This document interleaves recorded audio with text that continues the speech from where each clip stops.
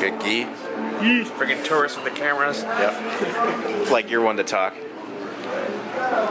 Get some lovely beer here. Saison. Come on, out of focus. Nice rack, yeah. I gotta say, that's some nice jugs there. Oh, yeah.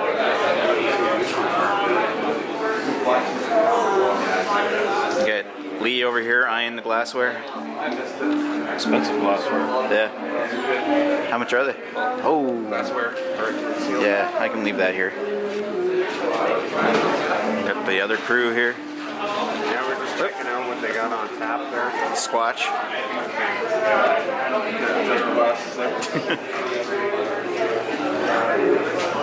Of course, the Rhino shows up on everything. He's white. Alright, so this is Oast House's Saison.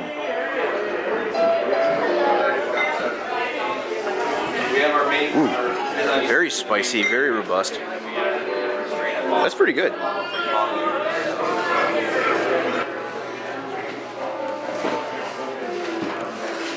BeerGuy. On guard.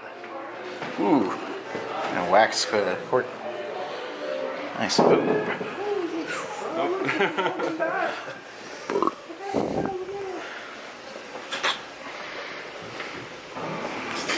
Oh yeah. Oh, this is cool. So yeah, so for those that don't know, Oast House, we started up in the fall of 2012 now. So we're just over a year and a bit old. So started by some local guys from Niagara Falls and Niagara-on-the-Lake. Kevin Somerville is our brewmaster here. He's Niagara Falls local. Most of them got their start in the wine industry. Kevin wanted to branch over into the beer industry, which he did eventually, but that knowledge that he got in the wine industry helped him transition over. So it's a little bit about the owners and the brewmaster here, but those that are wondering what an Oast House is, anyone familiar with that term at all? Not really. So an Oast House was a building that you would find in Kent, England, in the hop growing region. It is a building that they would dry the hops in after harvest. So Oast is actually a term that means kiln. So in the Oast House you would find a room with 2 floors. Underneath would be their source of heat, which is usually a fire back in the day. They would also burn sulfur that helped protect the hops, and the heat would rise and dry the hops out after harvest, which helped protect them. Hops are very delicate plants. Once they are picked, they deteriorate very rapidly. So once they're dried and pelletized, as we do nowadays, they can keep for a much longer time. So I've already talked about hops a bit, but obviously the 4 main ingredients of beer are hops, barley, yeast, and water. Water is considered an ingredient because most beers it makes up 95% of the beer. As well, water sources vary quite drastically around the world, where we get, and that is one reason why we get our different styles from different regions. So with the Pilsner from Pilsen, and then you have your heavier stouts and ales from the UK. A lot of those reflect the type of water they had there. Yeast varies quite a bit, can have a huge impact on the outcome of your beer. You could ferment the same wort with 2 different yeasts and get a completely different beer. And as we know, they range from the classic ale strains and the lager strains. Ale strains ferment at a higher temperature, usually around 20 degrees C, whereas the lagers ferment from 10 to 14 degrees C. The lager yeasts will provide a crisper, cleaner beer without any of those fruitier characteristics that you find in ales. You would notice some of the fruitier characteristics in the Saison for sure. That one actually has a particularly high fermentation at around 28 degrees C. Oh wow. Warm. So currently here we operate 2 yeast strains, our house ale yeast that we do the barn raiser with, and then our Belgian strain that we do our farmhouse ales. And then barley. Barley is the main grain that we use in beer. It can range Well, it's not the only one. It's the one that is the most useful to the brewers, mainly because of its protein sugar content, the husk, as well as the enzymes that are present inside. So at harvest time, when they go out in the field and harvest the barley, in order to make it usable for the brewer, they have to go to the malt house to malt it. And the malting process, basically, they take the grain and they steep it like you're about to start growing it. This causes the embryo inside to start sprouting, which helps break down some of the proteins and the starches into sugars. They don't want to let it go too long though, so they'll kiln it. This dries up the kernel as well as kills that growth and makes it usable in the brew house. So for most beers, we have what we call base malt. It makes up about probably 80 to 90% of a normal malt bill when you're making a beer. It's a pretty light colored malt, just kilns, just dried out. And then we also get into the crystals, which are range from your amber colors to your dark, almost black chocolates. There's a whole gambit in between there. So with those, we can make any colored beer we want and different flavors, characteristics. Here we operate our 2-vessel system from Specific Mechanical out in Victoria, BC. Tucked back in there, it's kind of hidden today, but is our mill, so that's where the process would start. So basically the mill, we want to crack open that barley grain. We don't want to destroy the husk because we need to use that later on in the process, but we want to make sure that the starch is exposed on the inside. That will be our main sugar source. So after we use the mill, it travels along the pipe there by the auger and into our mash/lauter tun right here. So when I'm mashing in, I'm bringing in the warm water, which is generally, depending on the beer I'm making, between 60 and 70 degrees C. This is the ideal temperature to activate enzymes inside the malt. And those enzymes will attack the starch chains and cleave them down into maltose, which is a disaccharide of 2 glucose molecules. The mash takes about an hour. And I'll check it with an iodine, which shows me that all that starch is converted to sugar for the yeast to use. Now that my mash is complete, I need to recirculate it, and I'm going to use those husks that were part of the barley kernel as its own filter bed. This helps clarify the wort. At the beginning it'll be very cloudy. It helps bring some of those proteins and they come rest on top of the mash bed, because I don't really want those in my finished beer. And then it helps loosen up any sugars that are in there, and for later on when I'm going to be transferring over. So once that recirculation is complete, and I'm at about the sugar content I want and the clarity, I start transferring over to the kettle.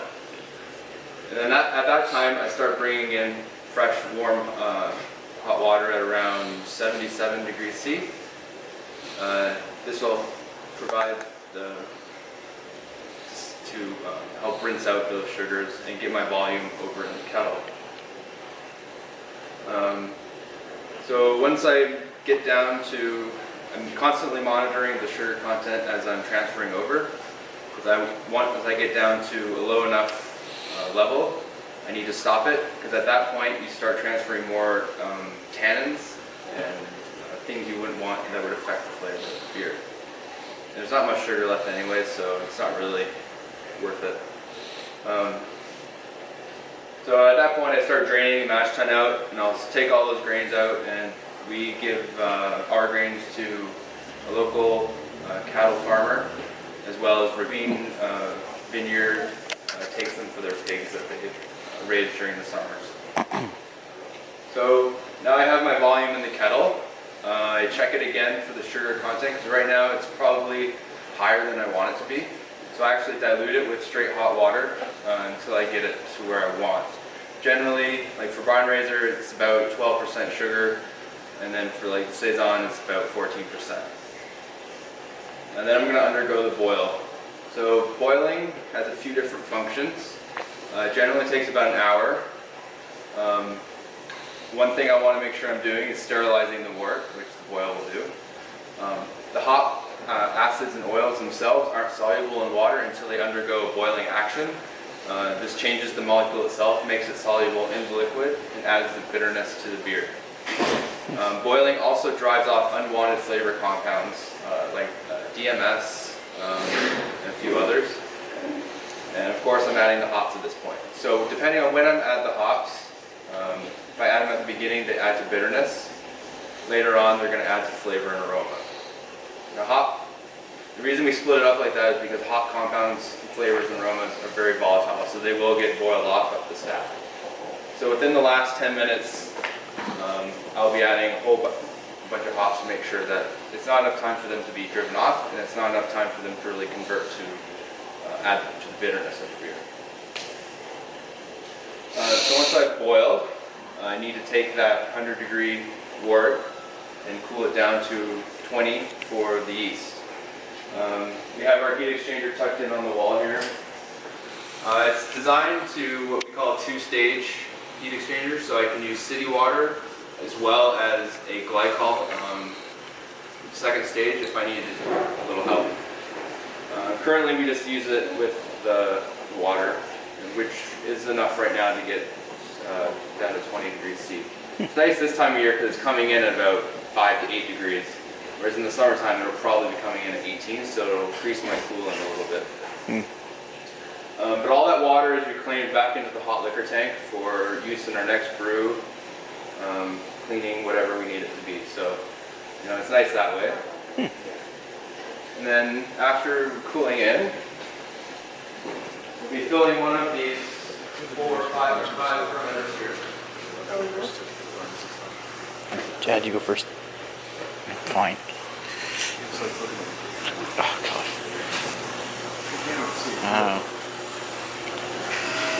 Neely always liked that side of me. So originally we opened up with these 4 20-barrel fermenters. We added the double, which is 40-barrel, spring of last year. We actually have a clone coming of that one. It's going to fill up this space here in about 3 weeks or so. Adding some more capacity. So these are called unit tanks. You can do your primary fermentation and maturation in one tank. Cool. They're designed so after fermentation is complete, you can harvest that yeast out of the cone at the bottom and reuse it in the next beer.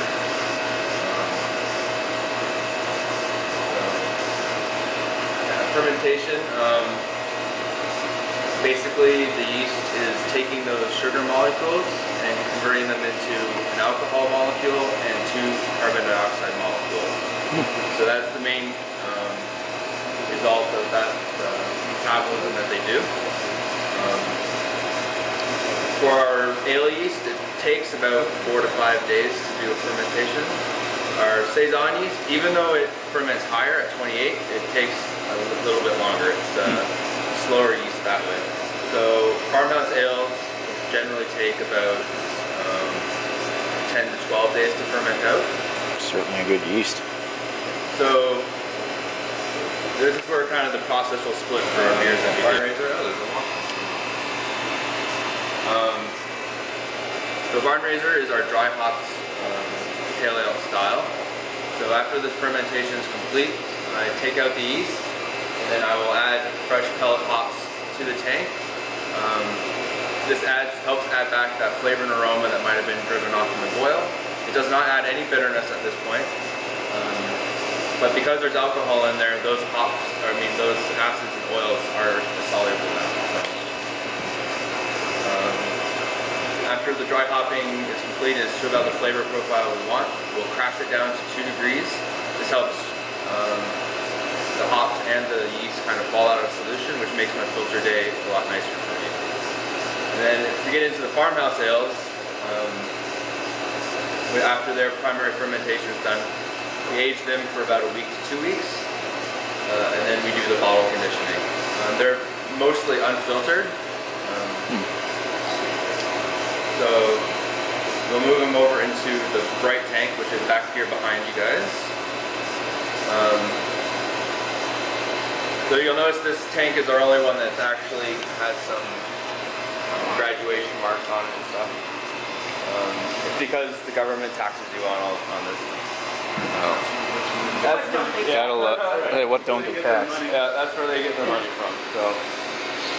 So if it's a barn raiser, which I just filtered today, this is our carbonation stone. So I'm just started carbonating just before you guys got here. So this is what's called forced carbonation. I'm just shoving a bunch of CO2 in there. When it comes to keg it or bottle it, I'll check the level and just make sure it's where I want it and top it up if need be. If it's one of our farmhouse ales, I prepare a sugar solution of dextrose, which is corn sugar. It's 100% fermentable, so it won't leave any flavor once it's fermented out. We also add a little bit more yeast. A little bit of fresh yeast, just to help it ferment in the bottle. Kind of a hostile environment for most yeast. Once you get into that higher alcohol, not much sugar and food for them around. So put it in there. Bottle it in our fancy 4-head bottle filler here. All by hand. Oh wow, that's cool. Currently. That's a fun day. Oh yeah. That's yeah. A little bit for retail, a little bit for seems to be consensus on the wall. Yeah, exactly. Everyone's like, oh, we're Thursday, we're modeling this. That's why it's It's a bunch of, $30 bottle. Every brewer, I don't know. It's one of those things you have to do, but get it done. Yeah, exactly. So this is the final stop for our barn raiser or any of our forced carbonated beers. But if it's our farmhouse ales, once they're bottled, they're put into our warm room, which you can't really see, but it's this garage door back here. We keep that room at 27 degrees, and they usually are in there for about 4 weeks or so, before we're at about where we like it for carbonation. One of those things tested along the way. It's always nice. Oh, and then something else we got really excited about here. You guys want to come back over? If you notice, we have some barrels we've been. It's a pretty good saison. Last winter we did a Russian Imperial Stout release that was barrel aged. Currently we have some BeerGuy Damn you. going in a few of them as well. And then in our open top fermenter here, last fall we did a sour beer. So we did a turbid mash, which is basically an unconverted mash. So I was talking about those starches and sugars earlier. You do a really short mash, you leave a lot of those starches in there because those starches are going to be a food source for the bacteria and wild yeast that are present in there. So we roll that outside every day in the fall, which was about grape harvest time. So there should have been a lot of organisms floating around in the grape yeast and whatever else was out there, so from fruit. It will eventually go into a neutral barrel. We don't want any oak character imparted on it, but we do want whatever is sort of in the barrel to help it undergo a second fermentation and age it. It'll probably stay in the barrel for a couple years at that point. Wow. And then this fall we'll have to do another one, and you kind of have to, and then you sort of blend them after a few years. So it'll be something that would be fun to see in a little bit. I would love to try that. Yeah, any questions? Delicious. It'll be like the Crown Royal of beer by the time we're done blending it. Yeah, we're excited for that one. Let's see, we'll ask questions when we finish drooling here.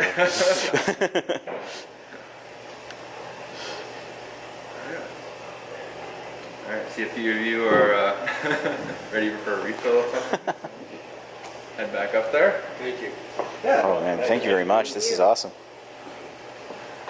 It's a really nice looking facility.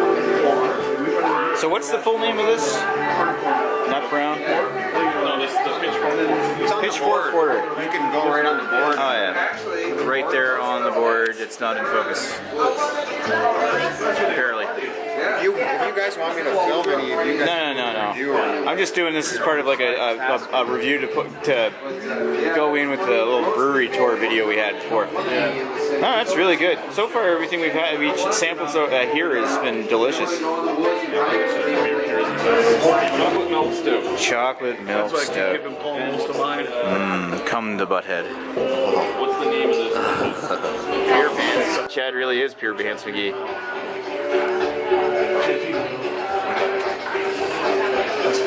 Bird's eye view of a review. I had to cheat just to not spill any more. Ready when you are there, good sir. Stout. You ready? Yep. Ready.